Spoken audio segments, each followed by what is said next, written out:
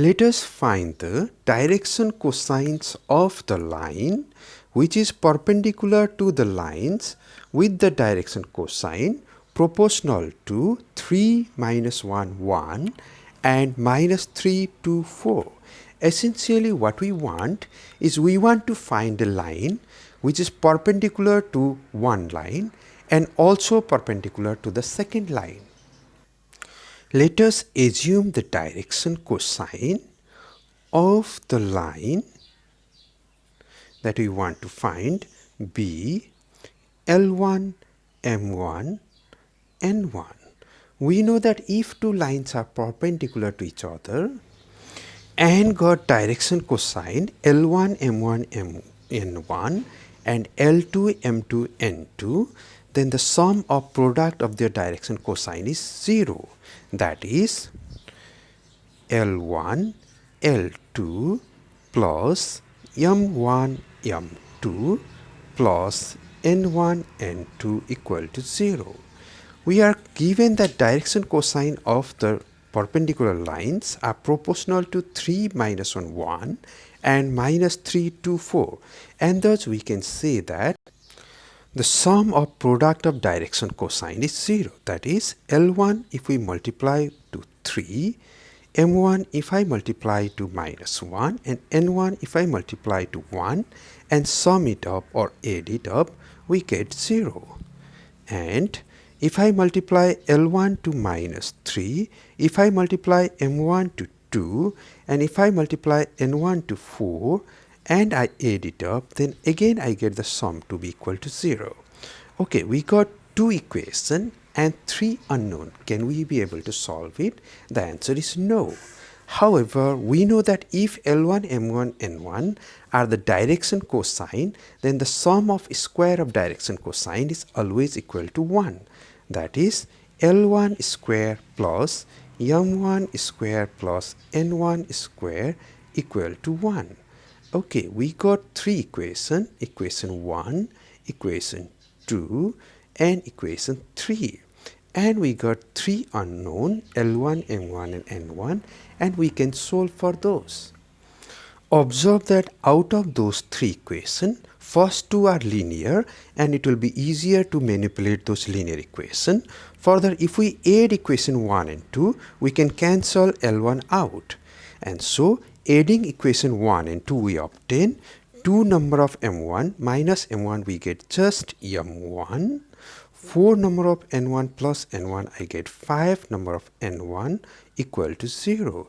Okay, there is a relation between M and N.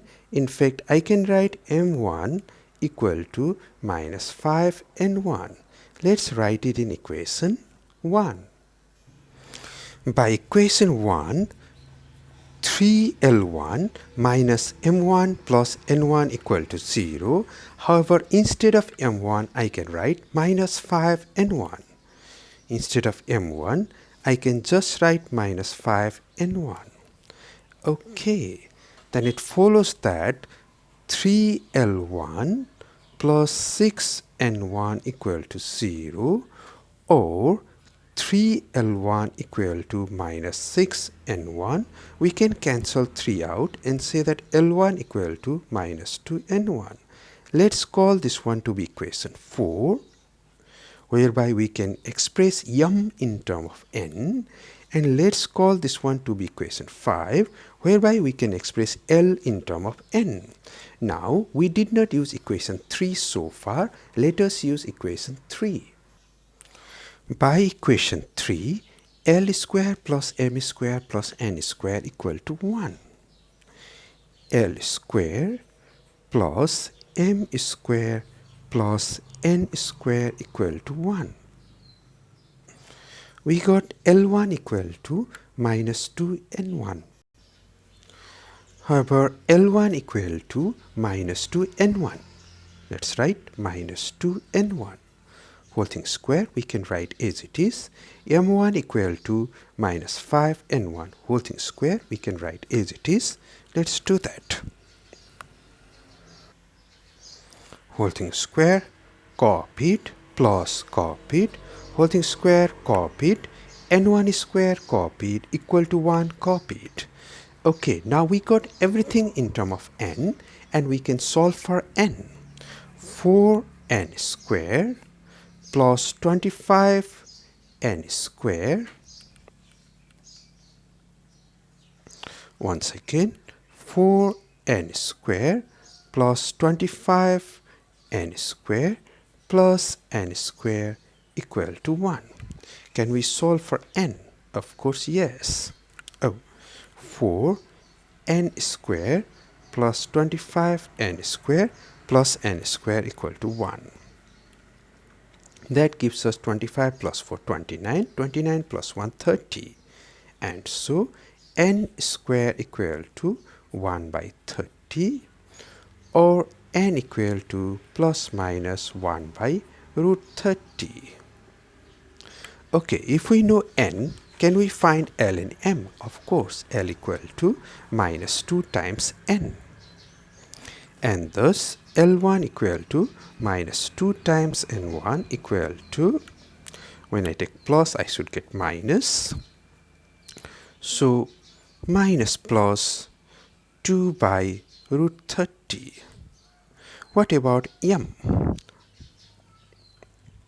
M equal to minus 5 times N. So, M1 equal to minus 5 times N1 equal to minus plus 5 by root 30. And thus direction cosine of the lines must be, okay, there are two possibilities. When I take plus, then I get 1 by root 30 minus 2 by root 30 and then minus 5 by root 30. Or it could be minus 1 by root 30 plus 2 by root 30 plus 5 by root 30. Okay, we got two answers.